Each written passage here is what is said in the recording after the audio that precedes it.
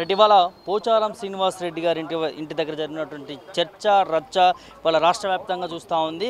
అసలు బీఆర్ఎస్లో ఉన్నటువంటి పోచారం శ్రీనివాస్ రెడ్డి గారు ఇవాళ కాంగ్రెస్ పార్టీలోకి చేరుతామని చెప్పి ఒక ప్రకటన రావడం, దాని గురించి బీఆర్ఎస్ నేతలు మాట్లాడదామని చెప్పి ఏదైతే వాళ్ళ ఎమ్మెల్యే వారింటికి పోయిన నేపథ్యంలో అక్కడ ఉన్నటువంటి ఏదైతే కాంగ్రెస్ కార్యకర్తలు వీరిపైన దాడి చేయడం జరిగింది. ఇదే అంశాలు మనతో మాట్లాడడానికి ఆ దాడిలో ఏదైతే ఘర్షణలో గురైనటువంటి బీఆర్ఎస్ నేతలు ఉన్నారో వారితో మాట్లాడి పూర్తి వివరాలు తెలుసుకునే ప్రయత్నం అయితే చేద్దాం. చెప్పండి అన్న, అసలు ఏం జరిగింది పోచారం శ్రీనివాస్ రెడ్డి ఇంటి దగ్గర? మేము మా పార్టీ ఎమ్మెల్యే ఇంటికి మర్యాదపూర్వకంగా మేము కలిసి పోతే అక్కడ కొంతమంది కాంగ్రెస్ గుండాలు రేవంత్ సీఎం ముసుగులో ఉన్న ఆయన పెద్ద గుండా వాళ్ళు మేము మమ్మల్ని ఇంటికి పోకుండా అడ్డుకొని మాపై దాడులు చేయడం కాకుండా పోలీసు వాళ్ళకి ఇన్ఫామ్ చేసి తీసుకొచ్చి మమ్మల్ని పంజాబ్ పిఎస్ పోలీస్ స్టేషన్లో ఉంచడం జరిగింది.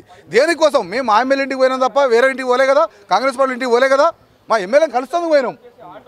దానిలో భాగంగానే తీసుకొచ్చి చేయడం జరిగింది.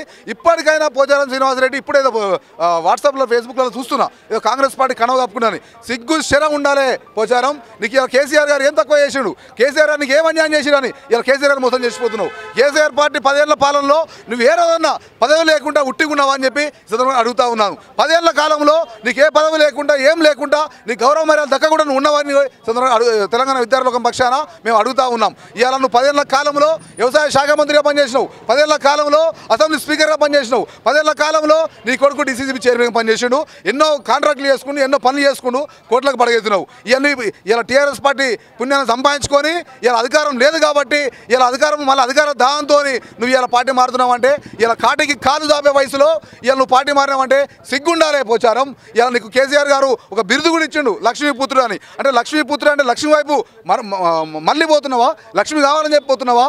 ఎంత దుర్మార్గుడు నువ్వు, ఎంత పాపిస్తుంది నువ్వు రాజకీయాల్లో నుంచి బేసరతగా వైదొలగాలే. ఇలా టీఆర్ఎస్ పార్టీ రాజీనామా చేయాలి, నువ్వు టీఆర్ఎస్ పార్టీ ఎమ్మెల్యే సభ రాజీనామా చేయాలి. నీకు దమ్ము ధైర్యం ఉంటే రాజీనామా చేసి మళ్ళీ గెలువు నువ్వు కాంగ్రెస్ పార్టీ మీద. అప్పుడు మా దమ్మెంతో చూపిస్తాం. యావత్ తెలంగాణ విద్యార్థి లోకం నీకంటూ మేమందరం నిన్ను ఓడగొట్టిన మా ధ్యేయంగా పనిచేస్తాం. నీవు నిజంగా ప్రజాస్వామ్యం మీద విలువలుంటే నీవు రాజీనామా చేసి పార్టీ కనువ కప్పుకో. అప్పుడు నువ్వు పోటీ ఎట్లా గెలుస్తావు మేము చూస్తాం. అంటే ఇక్కడ గతంలో ఆయన పోచారం శ్రీనివాస్ చెప్తూ బీఆర్ఎస్ పార్టీ నుంచి ఓడిపోయిన అందరు లంగాలు దొంగలు అని మాట్లాడారు. ఆయన ఇంతకుముందు కూడా ఫేస్బుక్లో వస్తుంది ఆ వీడియో. బీఆర్ఎస్ పార్టీ నుంచి వదిలిపోయిన అందరూ లంగలు దొంగలు వాళ్ళు అంతా అవలగాలని. మరి నువ్వు కూడా అవలగాని కిందనే జమ కట్టాలని నువ్వు కూడా అవలగానివే కదా. వారం రోజుల కింద నువ్వు ఇచ్చే స్టేట్మెంట్గా నువ్వు బైండప్ లేనప్పుడు ఇలా నువ్వు నీకు నీతి ఏడుంది, నిజాయితీ ఏడుంది? అంటే పార్టీ వీడిపోతా ఉన్నాడు, అంటే వేరే పార్టీలో జాయిన్ అవుతున్నాడు, మీరు ఎందుకు పోవాల్సి వచ్చింది అక్కడ? మేము మర్యాదపూర్వకంగా మా ఎమ్మెల్యే అని చెప్పాను. అప్పటికి కనవ కప్పుకోలే, ఏం చేసుకోలే. వేరే ఎందుకు పోతున్నావు, ఏం అవసరానికి పోతున్నావు సార్, నీకు ఏం తక్కువ వేసేది మేము అడుగుతాను పోయినాం. మర్యాద మా ఎమ్మెల్యేని మేము తప్పింది ప్రభాకర్.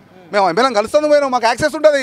ఉద్యమకారులం, పార్టీని మోసిన వాళ్ళం, తెలంగాణ రాష్ట్రంలో దెబ్బలు తిన్న వాళ్ళం, జైలు పోయిన వాళ్ళం, కొట్లాడిన వాళ్ళం. మా ఎమ్మెల్యేని కూడా మాకు పర్మిషన్ అవసరమా? మా ఎమ్మెల్యేని దొంగసాటిగా రేవంత్ రెడ్డి వచ్చాడు. ఇలా రేవంత్ రెడ్డి ఒక బిచ్చగాలాగా తిరుగుతున్నాడు. ఇక ప్రజాపాలన మీద దృష్టి పెట్టకుండా రేవంత్ కేవలం ఎమ్మెల్యే కొనుగోలు కోసం తిరుగుతూ ఉన్నాడు. వేటగానిలాగా తిరుగుతూ ఉన్నాడు, ఓ బిచ్చగానిలాగా తిరుగుతూ ఉన్నాడు. గతంలో ఈయన తెలంగాణ ఉద్యమకారులపై తుపాకీ ఎక్కిపెట్టిన వ్యక్తి ఇలా తెలంగాణకు ముఖ్యమంత్రి అవ్వడం మన దౌర్భాగ్యం. దానిలో భాగంగానే ఇలా ఓటుకు నోటుకు దొంగ రూట్లోనే ఎమ్మెల్యేని కొనుగోలు చేస్తున్నాడు. నిజంగా నీ పాలన నచ్చి నీ పరిపాలన నచ్చితే ఎమ్మెల్యేలు ఆటోమేటిక్ కోసం రానియండి. అట్లా కాదు కదా, నువ్వు ఒక దొంగలాగా ఒక బిచ్చగానిలాగా అడుక్కుంటున్నావు. నీకేం కర్మ పట్టింది? నీకు ఉన్నది కదా, నీకు ప్రజలు నీకు మ్యాండేట్ ఇచ్చారు కదా, అధికారం ఇచ్చి పరిపాలన చేయంటున్నావు. ప్రజా పరిపాలన చేయకుండా, రైతులను చూసుకోకుండా, ప్రజలకు మంచి పరిపాలన అందించకుండా ఎమ్మెల్యే కొనుగోలేంది బిచ్చగానిలాగా? ఇక్కడ రాష్ట్రం ఏర్పడిన కాంచి, అంటే కాంగ్రెస్ ప్రభుత్వం అధికారంలోకి వచ్చిన కాంచి కాంగ్రెస్ నాయకులు ఎవరైతే ఉంటారో బీఆర్ఎస్ కార్యకర్తలపైన వారిపైన దాడుల్లో పాల్పడుతూ ఉన్నారని చెప్తున్నారు. ఇప్పుడు ఏకంగా మీరు ఉద్యమకారులపైన దాడులు చేస్తా ఉన్నారు, ఎట్లా చూస్తారన్న? మేము కేవలం ఇలా మా ఎమ్మెల్యే గారు కలుస్తామని పోతే ఉల్టా మా మీద కేసులు బనాయించి బంజరాజ్ పోలీస్ స్టేషన్ పెట్టడం జరిగింది. ఎంతవరకు కరెక్ట్ అని ఈ సందర్భంగా పెడతా ఉన్నాం. మేము మా ఎమ్మెల్యేని కూడా తప్ప నువ్వు వాళ్ళ మీద కేసులు పెట్టేది పోయి మా మీద కేసులు బనాయిస్తారు. ఇలా పోలీసు వ్యవస్థను కూడా విజ్ఞప్తి చేస్తూ ఉన్నాం. మేము మా ఎమ్మెల్యే గారింటికి పోయినాం, పోలీసు డీజీపీ కావచ్చు, ఇంకోరి కావచ్చు, వాళ్ళ మీద కేసులు పెట్టాలి తప్ప మా మీద కాదు. మొట్టమొదటిగా రేవంత్ రెడ్డి మీద కేసు పెట్టాలి. ఎందుకంటే మా ఎమ్మెల్యే ఇంటికి ఎందుకోసం వచ్చిండు, దేనికోసం వచ్చిండు? నిజంగా ఎమ్మెల్యే గారు పార్టీ మారాలంటే పార్టీకి రాజీనామా వేసి నిన్ను అప్రోచ్ కావాలి. నువ్వు ఆయన దగ్గరకు వచ్చి ఏదో మాయమంత్రాలు చేసి ఏదో బేరదారాలు చేసి ఇలా మాయ చేసి మాయమచ్చిందులు చేసి కడవగపే ప్రయత్నం చేస్తున్నావు కదా, చేసినావు. నీకు దమ్ముంటే రైతులకు రుణమాఫీ అయ్యి, నీకు దమ్ముంటే గ్రూప్ 1 పోస్టులో పెంచు, నీకు దమ్ముంటే మెగా డిఎస్సీ అయ్యి. ఇది చేయకుండా ఎమ్మెల్యేల కోసం ఎందుకు పాటుపడుతున్నావు? ఏం అవసరం వచ్చినా తొందరపడుతున్నావు? ఇది ప్రజాస్వామ్యంలో మంచి పరిణామం కాదని రేవంత్ రెడ్డి గారికి హెచ్చరిస్తూ ఉన్నాం. అదేవిధంగా పోచారం శ్రీనివాసరెడ్డి డిమాండ్ చేస్తున్నాం. నీకు దమ్ము ధైర్యం ఉంటే, నీ ఒంట్లో భార్య చీము నెత్తురు అయితే, నువ్వు తినేది కడుపుకు అన్నమే అయితే ఇమీడియట్లీగా బేషరత్తుగా నువ్వు ఎమ్మెల్యే సభ్యతకు రాజీనామా చేయాలి. రాజీనామా చేసినాక నువ్వు ప్రజాక్షేత్రంకి వెళ్ళు. ప్రజాక్షేత్రంలో తెలంగాణ ప్రజలు నిన్ను తొక్కి చంపుతారని కూడా హెచ్చరిస్తూ ఉన్నాం. ఎందుకు అంటే దీన్ని ఎట్లా చూస్తారన్న? ఎందుకు పార్టీ మారుతా ఉన్నారు ఈ వయసులో? వారు కావచ్చు, వారి పుత్రులు కావచ్చు. అసలు కాటికి కాలు చాపే వయసులో ఆయనకి ఏం తక్కువైంది పార్టీ మారుతున్నాడు? సిగ్గుండాలేమన్నా కూడా మొన్న మంచి శ్రీరంగ నీతులు చెప్పిండు. ఏమని చెప్పిండు? పార్టీ మారిన లంగలు దొంగలని. మరి నువ్వు లంగవైపోయినావు, దొంగవైపోయినావు కదా. పార్టీ దేనికోసం మారినావు? ఏం తక్కువైంది మారినావు? సిగ్గు శరం ఉండాలి అంతే. చెప్పేది ఓటి, దూరేది ఓటి. ఇలా రాజకీయ నీతి చూపించిండు ఓ దొంగ కాబట్టి.